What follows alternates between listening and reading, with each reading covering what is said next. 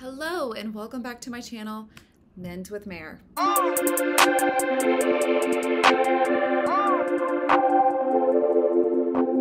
Okay, you all have asked for me to react to Clean.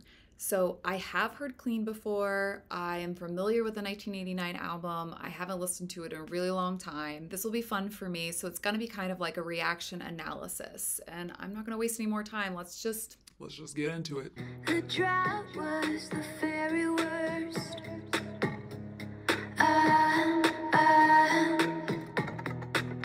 When the flowers that we'd grown together died of thirst. Okay, so the drought was the very worst when the flowers that we'd grown together died of thirst. I am going to take this song from the perspective that I know, which is being a loved one of an addict. I'm thinking about when you have gotten to stage 5 of loving an addict. And then the 5th and final stage is when you love someone and you are defeated. This is when you are just waving your white flag of surrender. Like, I don't know. And you know you have to walk away or distance yourself or cut off contact, because that might be the only way that addict will understand that you're serious. Because typically you might say, I've got to cut off contact until you're willing to get support or you're willing to get help. And you know that they have to be willing to do it and that they're the only ones that can. I can imagine it's the end of a toxic relationship or a relationship where addiction was present. So there's a drought, meaning that there's no rain, everything is just dying. All of the things that you grew with that person, the hopes, the dreams, the life that you were gonna build, and the things that you wanted to create together, you know, they've just unfortunately had to dry out and die of thirst. Also, I think that you need to have a lot of water to nourish a relationship, and water means that you have the emotional capacity to water the other person, and that has to be equal. It has to exist in order for a relationship to continue and to flourish. And unfortunately, when people are in the depths of addiction, they are struggling so much themselves, they don't have any water to give to you. And it's not an attack on them, it's just the truth. They don't have the emotional capacity to be there for someone else because they are in the throes of their addiction and just so focused on what's their immediate need, what's their next fix. And the addiction is so strong that it doesn't matter what another person needs, they just need what they need, and that trumps everything. I remember going through a really hard time, like losing a friend of mine, my loved one who was an addict. I remember being so saddened by their lack of support. And now I look back and I'm like, well, they had gotten so accustomed to me providing all the support all the time just to them and never really asking for anything in return. And that's my fault. We all have a responsibility to ourselves and to ask for what we need and not to be so accommodating to somebody else's needs, or also allowing them to put the addiction first in your life. I've released a lot of resentment because I can see it for what it is. They didn't have the ability to water me. When I think of these flowers dying of thirst, it's really sad. It makes me sad and angry. It takes both people to nourish those flowers, to allow them to grow. And if both people aren't in it and don't have that capacity, then it's gonna die. It's gonna die of thirst. It was months and months of back and forth. You're still all over me like a wine-stained dress I can't wear anymore. So the months and months back and forth, I think about when you are negotiating in your mind how much you can handle the other person's addiction. It reminds me of tug of war, and in Al-Anon there's a slogan that says drop the rope.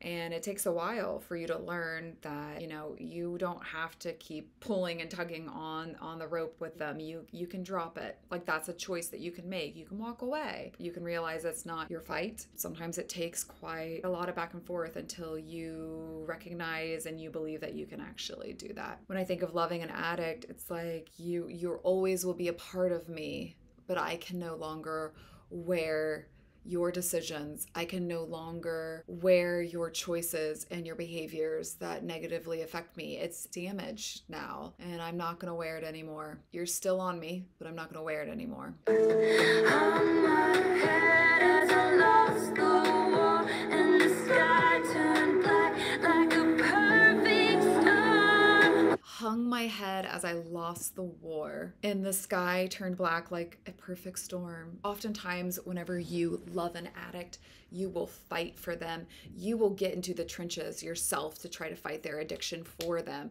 You don't realize that it's really hurting you, and quite frankly, it could be killing you. It's a war that you took on willingly. So she's saying, you know, I hung my head, like I lost a war. I had to give up. I had to surrender. And it's when you have to surrender, you know, I say the white flag of surrender, but really that is very hard to do. And it really is like the sky turns black and it's this perfect storm that just brews. And it's just, it can be a very, very dark place when you no longer live in denial and you accept what is. Rain came pouring down when I was drowning. That's when I could finally breathe. And the morning, gone was any trace of you. I think I am finally clean.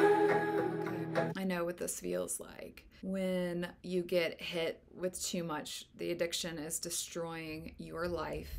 It's too much of a storm. It's just coming down, but you're being forced to surrender and you're being forced to accept and acknowledge what is real and what the reality is. And so when you finally get to that point of acceptance, you can finally breathe.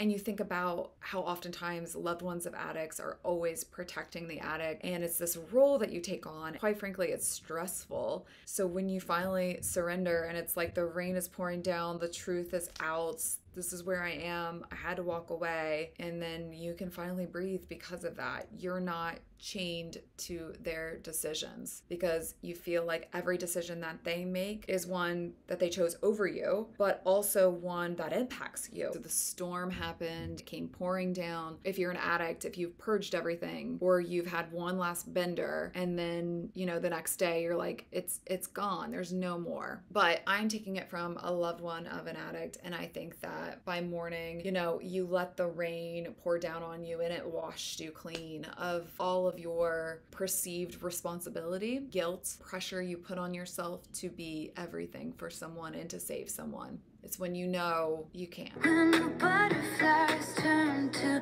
dust that covered my whole room. It can be an odd feeling when there's nothing left to do. When you're sitting there with yourself and you're reflecting on it and you're looking at like the butterflies that you once had for that person, they're now dust. Even though they aren't physically with you, the remnants of the relationship still exists all around you. It's all this dust scattered all around the room. So I punched a hole in the roof. Rage.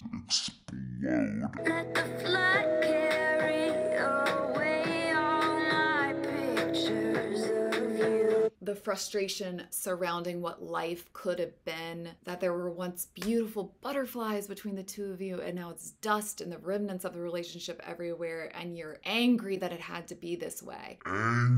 It's the grief. It's grief and loss. I think that we're hitting up rage and crying and acceptance. Let the pictures go. Let's put it in the past now. It's okay to. The water filled my lungs. I screamed so loud, but no one heard a thing.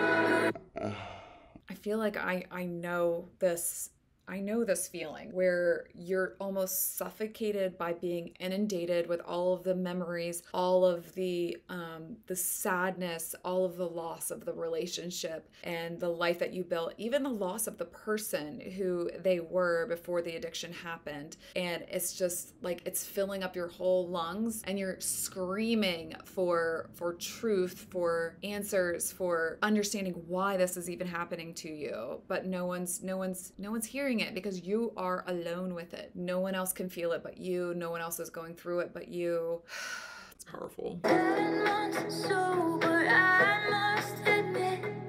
Just because you're clean don't mean you don't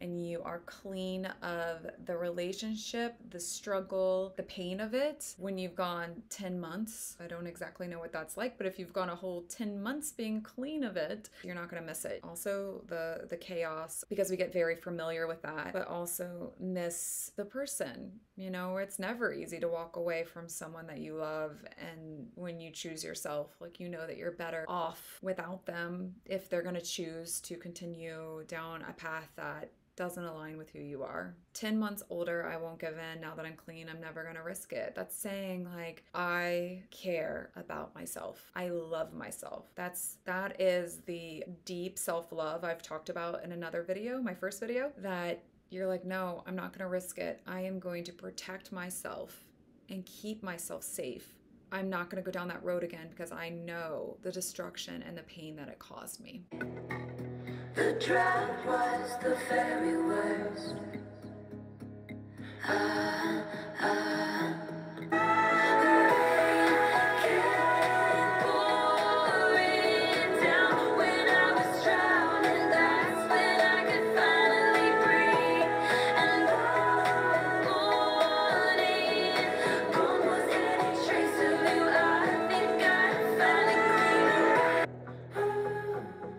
Finally clean.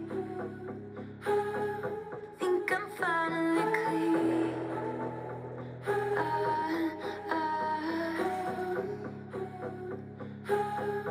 Think I'm finally clean. This song makes me feel kind of like melancholy. How does it make you all feel? I mean, I know that it's a good thing to be clean, but what you had to go through to get there, to be clean of the relationship, of the toxicity, the symbolism of the rain came pouring down, but that's when I could finally breathe.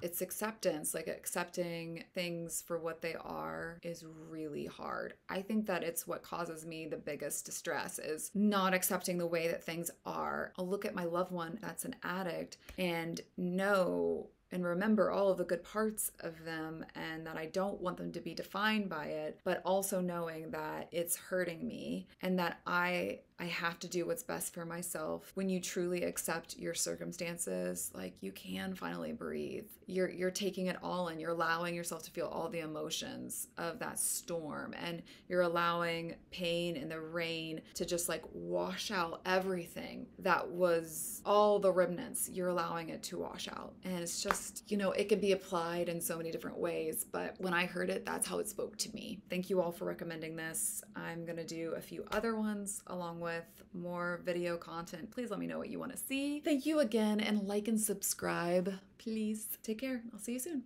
Bye.